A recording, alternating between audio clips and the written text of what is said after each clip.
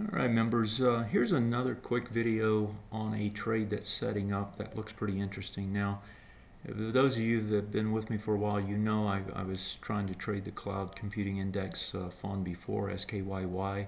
Also the ITA is set up and is already broken out. But what I'm interested in here is the setup. And what that setup is first of all, there was a retest regen, bearish, right? Got over it, held in there just like the NASDAQ. Right, pushed up with some decent volume, and now it's gotten over it.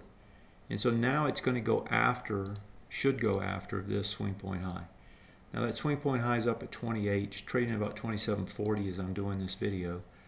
And the target, you know, after it gets over that, the target is going to be this swing point high and the next highest bearish retest regenerate. So price point wise, if you look at it, you're looking at about 29.26 on the low. That high is about 29.03. You're sitting at about 27.41, so you're talking about a $1.60 to get up there. The risk is to fall back below this low. I would think, and I'm looking at it here, so I can draw the zone in. The zone is about right there, that little area. And so the risk is back into there. So in other words, you can put a mental stop into this area, and you're shooting for up here. And so you can see the reward to risk works out. And so that's the trade, and that's the way the trade is set up. And I'm taking a position in it as I write, or as I record, I should say.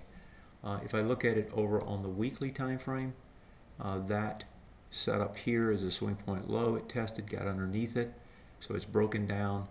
It's going to try to retest regen. Again, if I draw in the retest regen, there's this prior one here. That's the lower one, the smaller one, and as you can see, it comes almost to that 29 area, and then of course the larger one is here. And so overall, looking at both of these cases, the sweet spot on the way up is into this area, and you don't have to risk a lot to try to get there. So that's the trade setup, and we'll start tracking this one as we've done some of the others. Thanks.